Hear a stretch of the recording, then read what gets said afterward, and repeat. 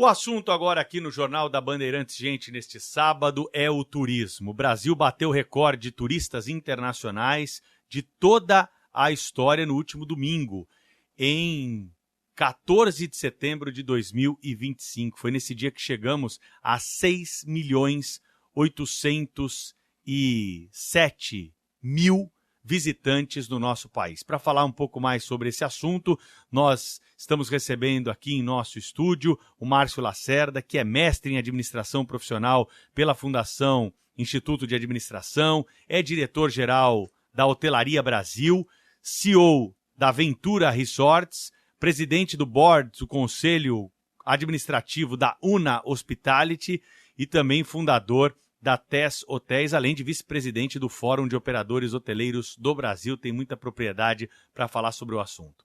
Márcio, seja bem-vindo, bom dia, como é que vai, tudo bem? Obrigado, Pedro, é um prazer estar aqui com vocês nesta manhã. Quero falar um pouquinho sobre esses números do turismo do Brasil. Números bons, mas poderiam ser melhores, Márcio? Poderiam. Se a gente imaginar que países menores que o Brasil chegam a receber 20, 26 milhões de turistas, né? A gente tem um caminho muito longo a percorrer para performar nestes números. E o que a gente precisa fazer, sendo bem direto assim, para melhorar esse ambiente e trazer mais turista para esse Brasilzão? A gente precisa melhorar várias coisas, mas 3 coisas basicamente são fundamentais para que isso ocorra. Melhorar a nossa infraestrutura, aeroportos, portos, rodovias, né, rodoviárias, melhorar a segurança, porque hoje o Brasil é considerado um país inseguro para o turismo, e melhorar a nossa promoção externa, né? Se você considerar que o turismo produz uma riqueza para o país, esse ano deve bater aí 240 bilhões de reais de faturamento, a gente não tem política pública dedicada ao turismo, né? Só lembrando, o ministro do turismo é o último a ser escolhido, né? Não tem uma política que sobreviva a isso, né? Agora, potencial tem? Potencial tem muito, né? A gente tem muitas praias, uma costa imensa, bonita, com bons hotéis, com bons ativos hoteleiros, né? Mas isto tudo não traz o turista, né? Quem traz o turista é promoção externa, é segurança e infraestrutura. Esse capítulo da segurança pública, que é muito caro hoje, a realidade do Brasil, já foi tema do jornal hoje mais cedo aqui, acaba sendo algo importante na escolha do turista? Ele pesa a questão da segurança pública na hora de escolher o destino de férias? Pesa muito, né? Porque o Rio de Janeiro sempre foi a nossa capital do turismo. É o principal ponto de conexão do turista internacional com o Brasil. Cada cena de violência no Rio percorre o mundo, né? E a gente tem também uma distribuição de renda muito ruim dos nossos principais destinos turísticos. Considerando o Nordeste, você tem 2, 3 ruas de riqueza e depois é uma miséria geral, total, né? E isso gera violência no fronte, né? Se a gente não cuidar, quando a gente analisa os países que deram certo na exploração do turismo, eles sempre cuidaram de todo o entorno. Não adianta destruir o ambiente. Se a cidade não é boa para o morador, ela não é boa para o turista. Ô Márcio, mesmo assim o turismo vem crescendo, né, acima da média de outros setores, serviços. O que explica essa resiliência aí do setor? Várias coisas a gente pode indicar, né? Falando mais do setor hoteleiro, né, que é o que eu mais estudo e pesquiso, a gente tem, separando, né, as duas atividades que são bem distintas, lazer e negócios, né? O turismo de lazer, neste momento, ele já supera os resultados da pré-pandemia, porque após a pandemia, as pessoas consideraram viajar mais. E consideraram viajar mais num ambiente que o mundo está em guerra, o dólar e o euro explodiram, então o turismo interno se favoreceu desses dois itens, né? E o que a gente imaginava que fosse acontecer, que as reuniões seriam online, que as pessoas não viajariam mais, não está acontecendo, né? As pessoas estão fazendo reuniões presenciais. Então, cada grande evento que tem numa cidade, né? A gente viu a Fórmula 1 aqui em São Paulo, Salão do Automóvel, né? Grandes eventos lotam as cidades onde esses eventos são realizados, com um turista que gasta mais do que o turista que viaja só para hospedar para negócios. Agora, existe uma máxima que é sempre lembrada por quem vai viajar, que às vezes alguns destinos no Brasil eles têm preços semelhantes a um destino internacional. Isso é verdade? Tem lugar que é muito caro aqui dentro do Brasil, que inviabiliza uma viagem, e aí na hora de comparar fala, bom, eu vou para tal lugar ou vou fazer uma viagem internacional? Ah, vou fazer uma viagem internacional porque vai sair quase elas por elas. É uma percepção isso ou é realidade? É realidade, né? E isso também tem um motivo. Se a gente considerar os resorts, que tem a sua grande ocupação nos períodos de férias, este período de férias, ele concentra uma alta de preço. E se tem muita gente viajando, o aéreo também sobe muito. Se a gente considerar uma passagem para o Nordeste hoje, no período de alta temporada, está R$7 mil, R$5 mil. É o preço que você vai para a Europa, que você vai para a Argentina, aí com certeza. Não tem comparação. E um pacote num resort de férias, ele também é mais caro que Cancún, por exemplo, né? Mas é uma questão negocial, né? O resort tem uma estrutura extremamente cara para ser mantida o ano inteiro, para ser ocupado em 3, 4 meses do ano, né? É uma conta que é difícil fechar, né? Então, nas férias, o destino Brasil é mais caro do que o exterior. E o turismo corporativo, né, que poderia preencher esse espaço em outros períodos do ano, ele não está aquecido no Brasil? Convenções, eventos que são realizados normalmente nesses hotéis, eles não estão acontecendo? O turismo de negócio sempre aconteceu e acontece bem no Brasil. Os hotéis business, né, de negócios, têm uma ocupação boa, mas eles não recuperaram a sua performance de 2012, corrigido, né, neste ano de 2025. O pico da hotelaria no Brasil foi 2012. 2019 a gente estava alcançando, veio a pandemia. A pandemia jogou os resultados dos empreendimentos lá embaixo. E isto tornou difícil a recuperação, porque você tinha que recuperar 30%, 35% de resultado negativo em 2020, mais o negativo de 2021, para aí começar a crescer no mesmo patamar de 2019 para chegar a 2012. Mas a gente tem uma diária média no Brasil ainda muito baixa. Ela é alta considerando em reais, mas ela é baixa quando a gente compara os mesmos hotéis em outros países com o dólar como moeda de comparação. Quanto é? A gente tem uma diária média no Brasil de hotel mid-scale de R$400, né? Se você compara esse mesmo hotel lá fora, ele cobra entre 150 e $200 de diária. Estamos conversando aqui no Jornal Gente da Rádio Bandeirantes com o Márcio Lacerda, que está ligado à rede hoteleira, é CEO da Ventura Resort, também conselheiro administrativo da Una Hospitality, fundador da TES Hotéis, vice-presidente do Fórum de Operadores Hoteleiros do Brasil, sobre o mercado de turismo. E é claro que eu queria te perguntar sobre o impacto do turismo internacional mais uma vez.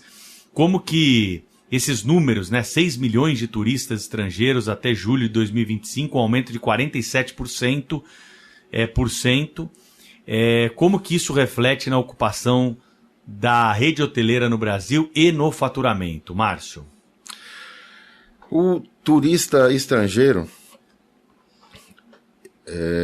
quando ele chega ao Brasil, ele gasta o equivalente a R$ 1.000, R$ 1.500 por dia, né?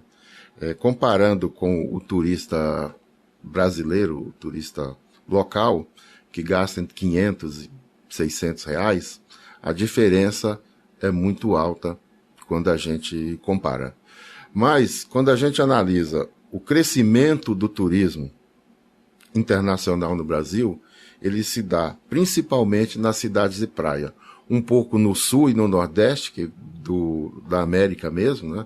Argentina, Uruguai, Paraguai, Chile, que desembarca nos destinos de lazer brasileiro do sul, primeiro, e depois no nordeste. O Rio de Janeiro, que sempre foi o nosso cartão postal e o primeiro ponto de contato, e agora um pouco o turismo de experiências, que tem crescido muito nesses últimos anos. Aí a gente está falando de Pantanal, Amazonas, né, que é uma experiência que o turista internacional não tem fora do Brasil. Quais regiões ou cidades aqui do Brasil, Márcio, você enxerga aí como promissoras para o crescimento do setor hoteleiro, do turismo no Brasil? Quais são os indicativos que são dados? O que está mais em busca aí ou em vias de se tornar um destino muito buscado pelo viajante?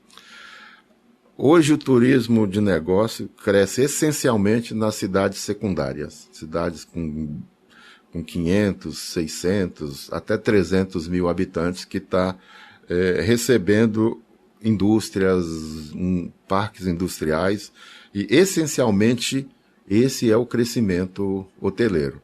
E os resorts do Nordeste. Mas o que a gente precisa destacar é que mudou a forma de incorporação imobiliária no Brasil.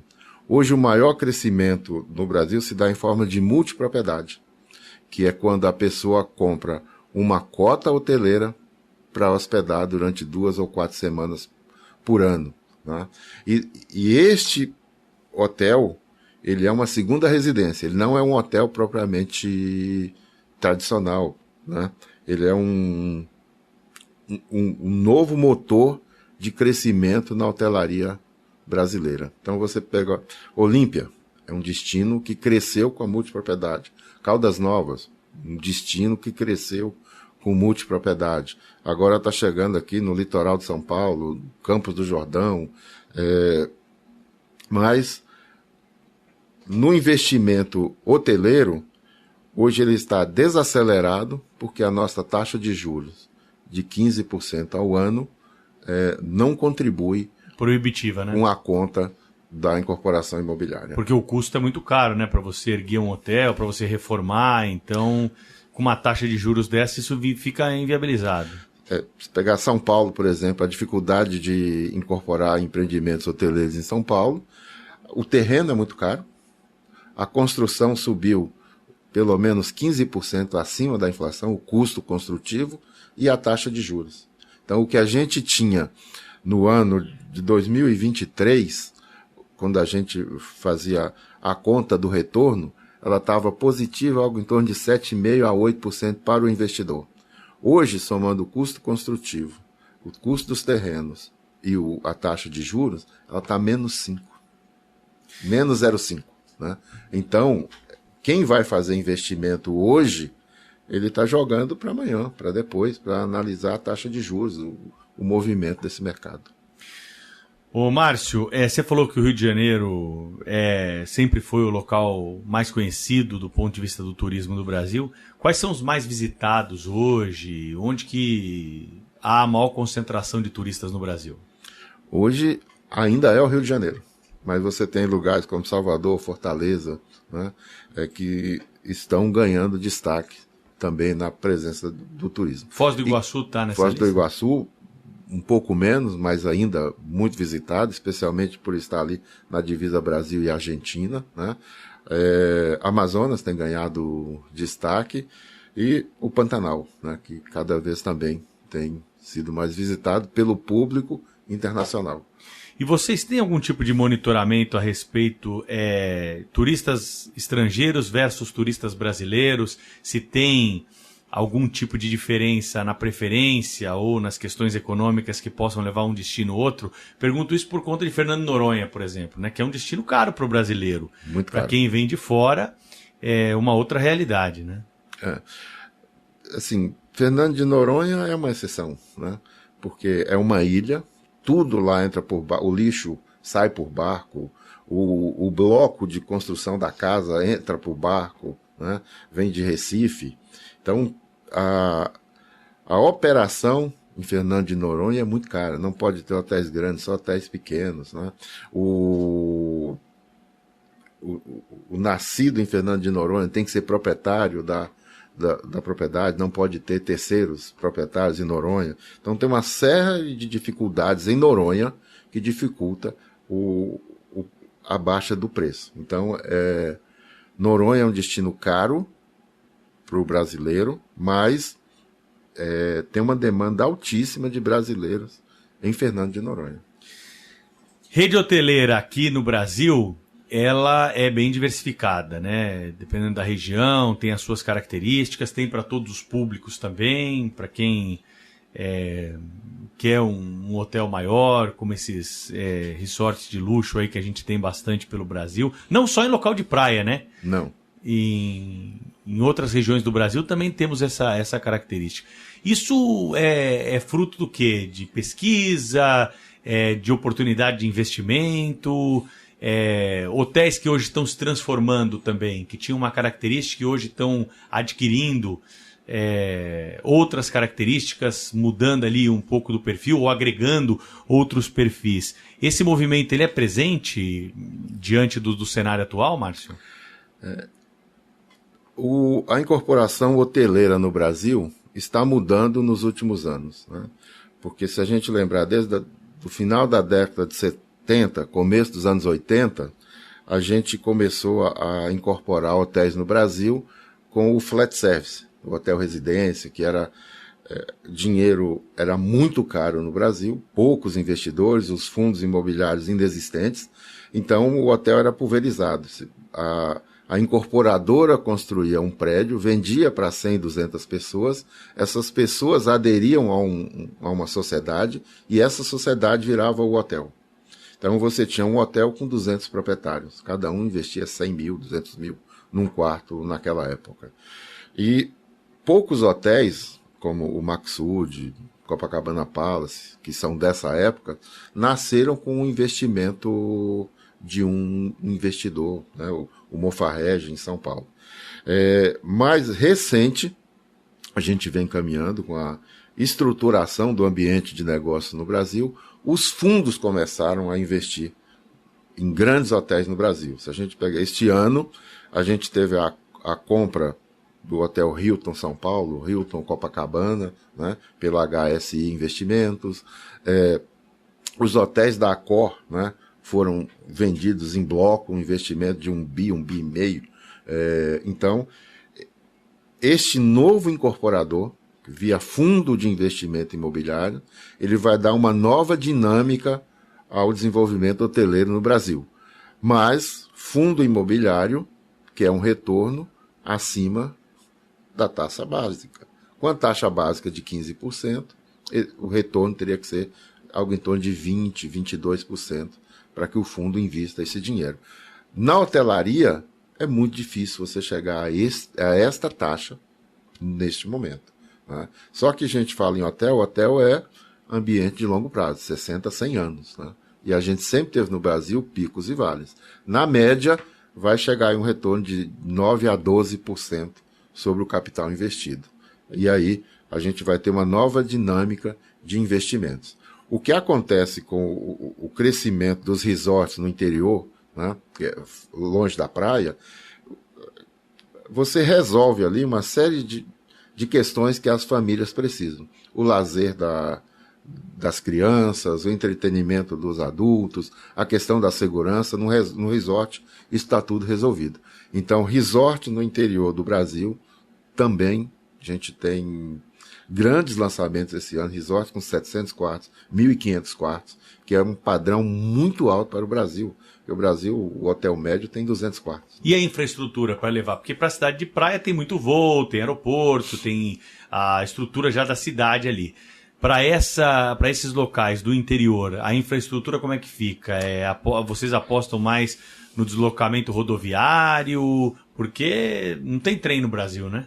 Não tem, mas são resorts que estão a 100, 200 quilômetros de grandes aeroportos. Tá. Então a pessoa chega de avião, mais um carro ou um transfer que percorre essa distância até o empreendimento. E se analisar o interior de São Paulo, 200 quilômetros de São Paulo, você tem 40, 50 milhões de pessoas, né, nessas regiões como potenciais usuárias, mais a proximidade de 2 aeroportos internacionais, Guarulhos e Campinas, que são os principais do país. Márcio, fala um pouquinho para a gente como é que funciona a Hotelaria Brasil, conta um pouquinho do trabalho de vocês. A Hotelaria Brasil nasceu em 2004, então a gente cresceu como uma rede hoteleira tradicional administrando os empreendimentos próprios, de terceiros, tanto investidores únicos e fundos, e também de investimento pulverizado, né? A gente administra empreendimentos que têm 70 quartos e 400 investidores, né? Então é um processo bem dinâmico na administração. E a gente administra empreendimentos em todo o Brasil. E mais recente, a gente criou a UNA, que é uma startup hoteleira, que aí não faz a gestão, faz só a distribuição, marketing comercial dos empreendimentos independentes. Porque uma característica, não só do Brasil, do mundo, é que 20-25% dos hotéis são de redes, 85% são de hotéis independentes. Então tem um mercado gigante na hotelaria independente, que quando ela precisa concorrer com os hotéis de redes, ela vai ter que se profissionalizar, que estruturar, e a distribuição independente é muito cara. Quando você concorre com uma rede, as taxas das OTAs, da distribuição, o custo da distribuição fica muito alto. Se você distribuir OTA, assim, para quem não conhece, é a Booking, a Expedia, o Hotel Do, né? Se você distribuir por um canal desse, o custo de distribuição para um hotel independente chega a 30% do valor da diária. Bastante. É muito alto. Então, o que a UNA faz é tentar reduzir esse custo de distribuição para os hotéis independentes. Márcio Lacerda esteve conosco aqui no Jornal Gente hoje para conversar sobre mercado de turismo. Ele que é especializado aí na administração hoteleira, com muita experiência, trouxe números e reflexões aí para esse setor importante da economia do Brasil. Márcio, gostei do bate-papo, viu? Para um sábado, nada melhor do que a gente falar de turismo aí e mudar um pouquinho a chave de tanto problema que a gente leva ao ar aqui na programação. Não que não tenha problema, né? Porque vimos aí a situação da taxa de juros, essa questão toda, mas acaba sendo, de qualquer forma, um assunto mais leve. Obrigado, viu, pela presença. Eu, mais uma vez, agradeço o convite para estar aqui nessa manhã maravilhosa para esse bate-papo.